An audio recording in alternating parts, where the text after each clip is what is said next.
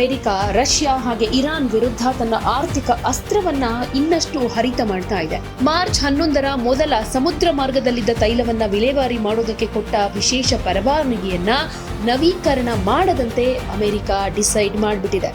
ಇದರೊಂದಿಗೆ ಇಂಧನಕ್ಕಾಗಿ ಈ ಎರಡು ದೇಶಗಳನ್ನ ಡಿಪೆಂಡ್ ಆಗಿರೋ ರಾಷ್ಟ್ರಗಳಿಗೆ ಅಮೆರಿಕ ಕಠಿಣ ಎಚ್ಚರಿಕೆ ಕೊಟ್ಟಿದೆ.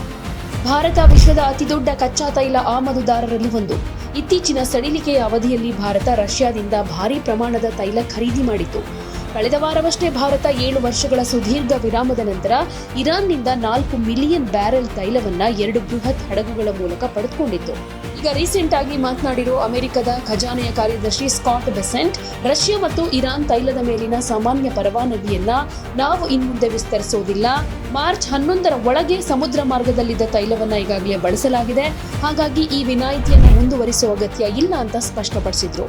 ಭಾರತ ಸರ್ಕಾರ ತನ್ನಲ್ಲಿ ಸಾಕಷ್ಟು ದಾಸ್ತಾನು ಇರೋದಾಗಿ ಹೇಳಿಕೊಂಡಿದ್ರೂ ಅಮೆರಿಕದ ಈ ಕಠಿಣ ನಿಲುವು ತೈಲ ಮಾರುಕಟ್ಟೆಯಲ್ಲಿ ಬೆಲೆ ಏರಿಕೆಯ ಭೀತಿ ಹುಟ್ಟಿಸಿದೆ.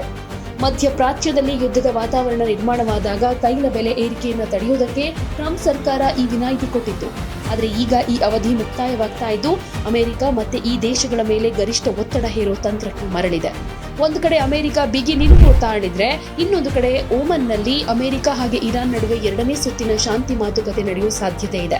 ಹಾರ್ಮುಜ್ ಜಲಸಂಧಿ ಮೂಲಕ ಹಡಗುಗಳ ಸಂಚಾರಕ್ಕೆ ಇರಾನ್ ಅವಕಾಶ ಕೊಡಬಹುದು ಅನ್ನೋ ವರದಿಯಾದ ಬೆನ್ನಲ್ಲೇ ತೈಲ ಬೆಲೆಯಲ್ಲಿ ಸ್ವಲ್ಪ ಇಳಿಕೆ ಕಂಡುಬಂದಿದೆ. ಭಾರತ ತನ್ನ ಇಂಧನ ಭದ್ರತೆ ಹಾಗೆ ಅಮೆರಿಕದ ಜೊತೆಗಿನ ರಾಜತಾಂತ್ರಿಕ ಸಂಬಂಧದ ಮಧ್ಯೆ ಸಮತೋಲನ ಕಾಯ್ದುಕೊಳ್ಳಬೇಕಾದ ಸವಾಲಿನಲ್ಲಿದೆ. ಏಪ್ರಿಲ್ ತಿಂಗಳಲ್ಲಿ ಈ ನಿರ್ಬಂಧಗಳ ವಿನಾಯಿತಿ ಸಂಪೂರ್ಣ ಮುಕ್ತಾಯಗೊಳ್ಳಲಿದ್ದು ಜಾಗತಿಕ ಮಾರುಕಟ್ಟೆ ಯಾವ ದಿಕ್ಕಿನತ್ತ ಸಾಗುತ್ತೆ ಅನ್ನೋದೇ ಸದ್ಯಕ್ಕಿರೋ ಕುತೂಹಲ. ಆದರೆ ಈ ಹಿಂದೆ ಭಾರತಕ್ಕೆ ಯಾವ ರೀತಿ ಲಾಭ ಸಿಕ್ಕಿತ್ತು ಅಂದ್ರೆ ಈ ನಿರ್ಬಂಧಗಳ ವಿನಾಯಿತಿಯ ಅತಿದೊಡ್ಡ ಫಲಾನುಭವಿ ಭಾರತ ಅಂದ್ರೆ ತಪ್ಪಾಗ್ಲಿಕ್ಕಿಲ್ಲ. ಹಾರ್ಮುಜ್ ಜಲಸಂಧಿಯ ಬಿಕ್ಕಟ್ಟಿನ ಮಧ್ಯೆಯೂ ಭಾರತದ ಸಂಸ್ಕರಣಾಗಾರಗಳು ಸುಮಾರು 30 ಮಿಲಿಯನ್ ಬ್ಯಾರೆಲ್ ರಷ್ಯಾದ ತೈಲಕ್ಕೆ ಆರ್ಡರ್ ಕೊಟ್ಟಿದ್ವು. ಕಳೆದ 7 ವರ್ಷಗಳಲ್ಲಿ ಫಸ್ಟ್ ಟೈಮ್ ಇರಾನ್ನಿಂದ 2 ಬೃಹತ್ ತೈಲ ಹಡಗುಗಳು ಭಾರತದ ಬಂದರನ್ನು ತಲುಪಿದ್ವು. ಕುತೂಹಲದ ವಿಷಯ ಅಂದ್ರೆ ಟ್ರಂಪ್ ಆಡಳಿತ ರಷ್ಯಾಕ್ಕೆ ಈ ಹಿಂದೆ ಕೊಟ್ಟ ವಿನಾಯಿತಿಯನ್ನ ಅಮೆರಿಕದ ಡೆಮೊಕ್ರೇಟ್ಗಳು ತೀವ್ರವಾಗಿ ಖಂಡಿಸಿದ್ರು. ಟ್ರಂಪ್ ಕೊಟ್ಟ ವಿನಾಯಿತಿ ರಷ್ಯಾದ ಯುದ್ಧ ತಂತ್ರಕ್ಕೆ ದಿನಕ್ಕೆ ಸುಮಾರು $150 ಬಿಲಿಯನ್ ಹಣ ಸಿಗುವಂತೆ ಮಾಡಿತ್ತು.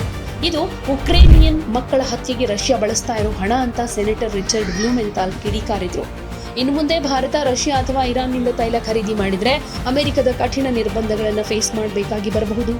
ಇದರಿಂದ ರಿಲಯನ್ಸ್ನಂತಹ ಪ್ರಮುಖ ಕಂಪನಿಗಳು ಈಗಾಗಲೇ ತಮ್ಮ ಆಮದು ಕಾರ್ಯತಂತ್ರವನ್ನು ಚೇಂಜ್ ಮಾಡೋದಕ್ಕೆ ಶುರು ಮಾಡಿದ್ದು ಭಾರತ ತನ್ನ ಇಂಧನ ಅಗತ್ಯಗಳಿಗಾಗಿ ಮತ್ತೆ ಬೇರೆ ದೇಶಗಳ ಕಡೆ ಮುಖ ಮಾಡಬೇಕಾದ ಅನಿವಾರ್ಯತೆ ಎದುರಾಗಿದೆ.